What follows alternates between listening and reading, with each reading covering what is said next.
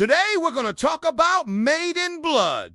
This is an excellent book, and the first one in the Atlas 6 series by Made in Blood is the story of a girl named Annalise who lives in a world that has been ravaged by war. When Annalise was younger, she lived in a place called Haven, which was supposed to be this safe zone for people to escape the war. But that all changed when her 18th birthday came around, because in this society, when girls turn 80, they're taken from their families and they're sent off to a place called the Institute, where they become the property of the state. They basically take everything from you and they turn you into a weapon. They erase your memories. They train you physically and mentally. And then they send you off to fight in the war. In the midst of all of this chaos, there is a group of men known as the Atlas 6 who are trying to stop this horrible system from continuing. Annalise is thrust into this world of violence and war and fighting,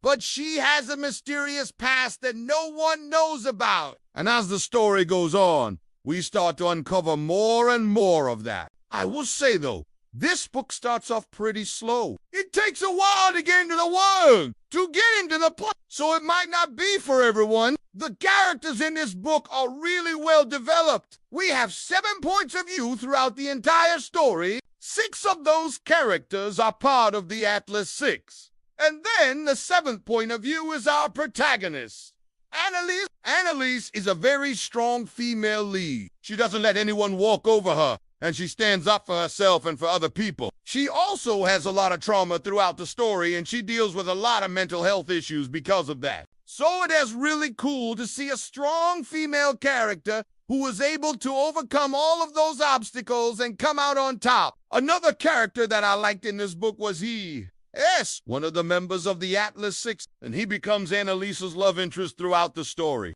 He's a very sweet and caring guy, but he also has a lot of anger inside of him because of everything that he has been through in his life. So it's really cool to see how those two characters kind of balance each other out. One thing I did struggle with in this book was keeping track of all the characters and all the names. Like, there's a lot of characters in this book and they all kind of blend together. So I would recommend maybe having a notebook or just taking notes on your phone as you go through the book, so you can keep track of all the different characters and their relationships with each other. If you're looking for something that's similar to Red, White, and Royal Blue, then I would recommend Made in Blood. It's a very fast-paced book once it gets going. It's full of action and adventure and romance. And there's also a lot of steamy scenes in this book. So if you like steamy books, then this is definitely for you. Made in Blood is a new adult book. There is a lot of violence and sexual content in this book, so I would recommend it for people who are 18 plus. Now I want to warn you guys about something, because this is a trigger warning. This book deals with a lot of sensitive topics such as war,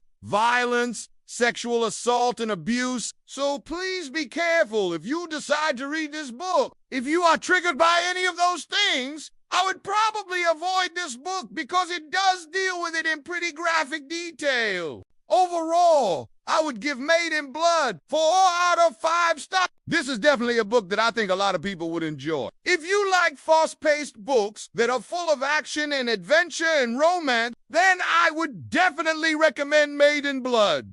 I hope you enjoyed this video. Please subscribe if you haven't already, and I will see you next time. Bye.